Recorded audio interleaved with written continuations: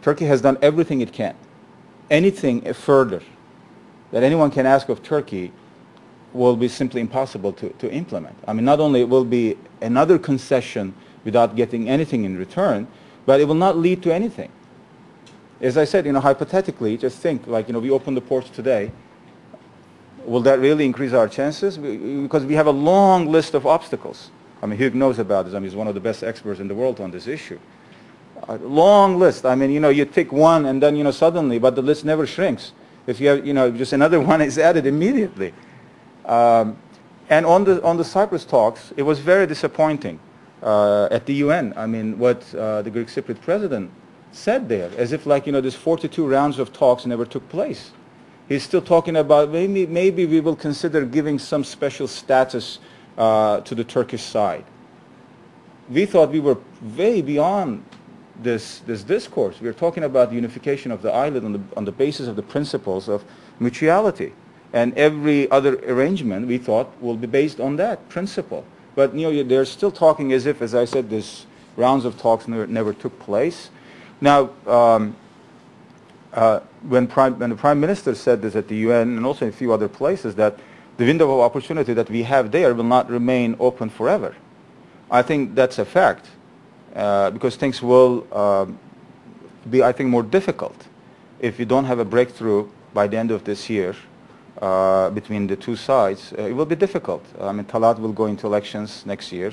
The Turkish Cypriot community will lose its interest or confidence in any possible solution because they don't have the confidence that the other side will treat them equally and fairly. We are trying to implement some confidence-building measures between the two sides, but it has not really has not been reciprocated. And regarding how that will affect our EU membership, as I said, I mean, Europeans are very good at coming up with new excuses. I agree what you have said, but my question is saying never, now or never, is the right way to go for it? Another way to put it, saying we are not going to step back, but we can talk again, or saying never or now or never. Well, I mean, regardless of what you say, I mean, really what matters is what happens on the ground. If there is a possibility of further improvement in relations and talks, obviously they will continue. I mean, we're not saying that, on January 1st we close the door, forget about it. I'm saying never kind of undercuts the, But it's a way of urging the Greek Cypriot side also that this is an opportunity that they shouldn't miss, as they did back in 2004. And, it's been 5 years, what have we gained? Nothing. Economic sanctions against Iran, I'll just repeat who asked that question. Oh, you did? You did? No. Oh, it was you, sorry, yeah. Well, the Prime Minister said, yani doğmamış çocuğa don biçilmez. So I think that is the answer until that issue comes up at the UN Security Council. We'll see. Regarding the Iran nuclear, you need translation? Joshua, you can translate that.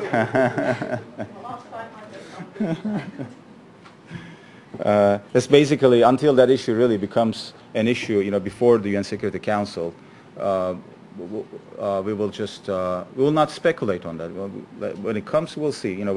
What the nature of it, what the extent of it is. Just we'll see, and then Turkey will take a position on that. But as I said, in principle, economic sanctions have not worked. Again, coming back to the nuclear issue and relating to Gaza,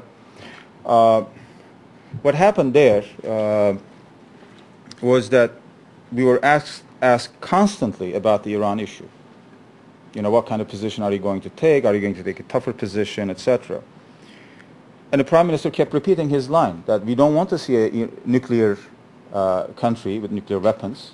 And this applies to Iran as well as to others. Again, it doesn't mean that if XYZ has it, why not Iran? He's not saying that. What he's saying, in the region, no one should have nuclear weapons. But in the meantime, you have the humanitarian crisis going on in Gaza, and no one is talking about it. Now, the reason why he's saying this it looks like as if you give me Iran, I'll give you Gaza. It's not like that. But you look at the region. A year ago, Gaza was a ticking bomb before the Gaza war. And the Turkish side, like many other conscientious people around the world, warned our friends in Europe and America, look, Gaza is going to explode. The humanitarian crisis has been going on there for almost 2 years. Sanctions have not worked. Isolation has not worked. 1.2 or 3, almost 1.5 million people have been living under this very difficult circumstances, and it will lead to some sort of an explosion in the region. You have to do something about Gaza. And we are not talking about, say, talking to Hamas or anything. We're talking about ordinary Gazans, having access to food, medicine and other things. It didn't happen. Now, it's been almost, how many months now? 9 months since the Gaza war. And the situation is as bad as it was 9 months ago, because Israel doesn't allow construction material into Gaza on the basis or on the excuse that it will be used to make new tunnels. That means that Gaza that was destroyed 9 months ago is more or less the same as it is now. Nothing has been rebuilt. I mean, mosques, hospitals, shelters, schools, etc. There will be another crisis there. So this is what the Prime Minister was trying to say. You have to pay attention to that. And he mentioned the Goldstone report in that regard also. So it's basically, if you are going to deal with the issues in the region, let's take a kind of a balanced view of all the issues. Singling out just one at the expense of others will not help. Can I just had a quick follow-up? I apologize for that. But if you are putting the Iranian nuclear weapon program at the same footing with what's going on in Gaza, are you suggesting that as the Turkish side, you are expecting certain substantial things to happen? And if so, what kind of a list do you have, and from whom you want those things to be met? Because the U.S. is also having extensive engagement in the Middle East. George Mitchell has traveled already 18 or 19 times to the region. And I don't know how Turkey is closely or, somehow distantly cooperating with the U.S. on this issue. But you, on one side, seem to be talking the same things. On the other side, expressing totally different things with totally distant footings. Like the U.S. has never put the Iranian nuclear weapon program as you did with the Gaza issue.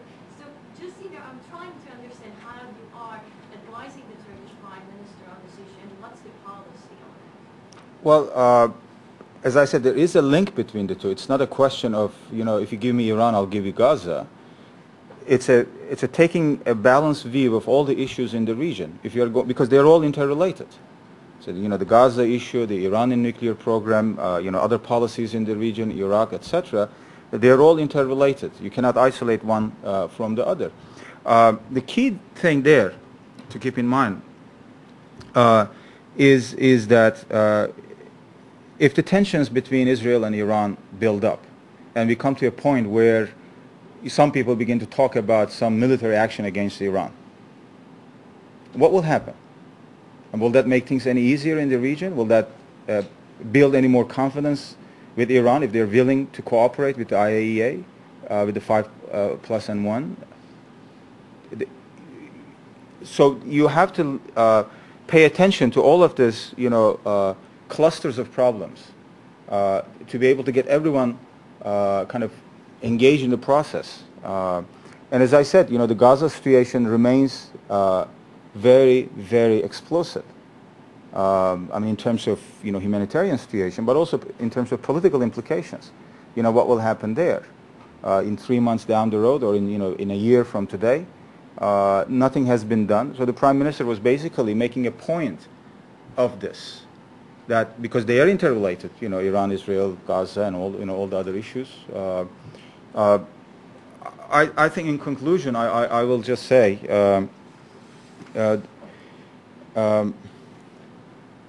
It's a difficult region, obviously. Again, we ended up talking about the Middle East because they are the most kind of hot-button issues, and we could talk about Turkish-Russian relations. We talk about Armenia just a little bit, or just Cyprus, but they remain the kind of the most kind of hotly debated issues, and potentially they are the most difficult ones. They affect world politics beyond the region.